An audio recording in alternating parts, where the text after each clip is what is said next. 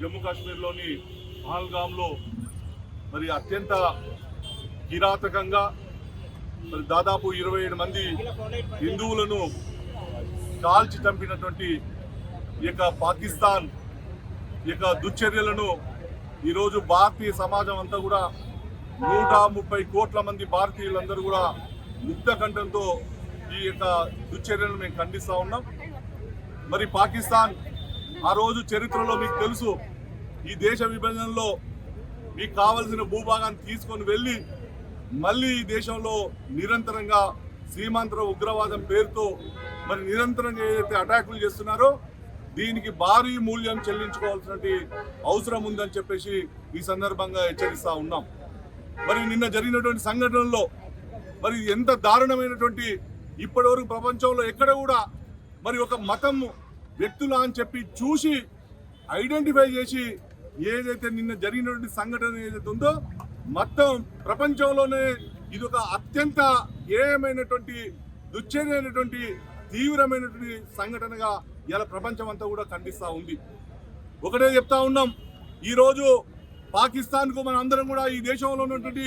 140 మంది కోట్ల భారతీయులందరూ కూడా ఒకే ముక్త కంఠంతో మన ప్రియతమ నాయకుడు ఈరోజు ప్రధానమంత్రి నరేంద్ర మోడీ గారు ఏ చర్య తీసుకున్నా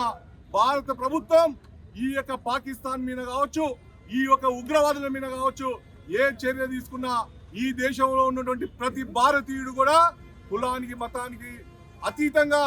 నరేంద్ర మోడీ గారి యొక్క నాయకత్వాన్ని విషయంలో ఆ నిర్ణయాన్ని అందరూ కూడా స్వాగతించాలని చెప్పేసి ఈ సందర్భంగా తెలియజేస్తా ఉన్నాం.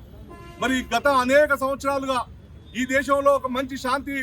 చేకూరింది. 370 ఆర్టికల్ రద్దు తర్వాత మరి దేశంలో నుండి అనేక మంది పర్యాటకులు, ఈరోజు విదేశాల నుంచి అనేక మంది పర్యాటకులు ఈరోజు కాశ్మీర్కి వచ్చి అక్కడి అందాలు ప్రపంచానికి తెలియజేస్తూ ఉంటే అక్కడ ఉన్నటువంటి కాశ్మీర్ లోయలో నివసిస్తున్నటువంటి అత్యధికమైనటువంటి జనాభా ఉన్నటువంటి వ్యక్తులు కూడా ఈరోజు ముస్లింలు. వాళ్ళు కూడా కోరుకుంటున్నారు ఇక్కడ ఈ పర్యాటక రంగం ఉండాలి, ఇక్కడ ప్రశాంతత ఉండాలి, ఇక్కడ మొత్తం ఒక శాంతి చేకూరాలని చెప్పేసి ఈరోజు కాశ్మీర్ ప్రజలందరూ కూడా కోరుకుంటుంటే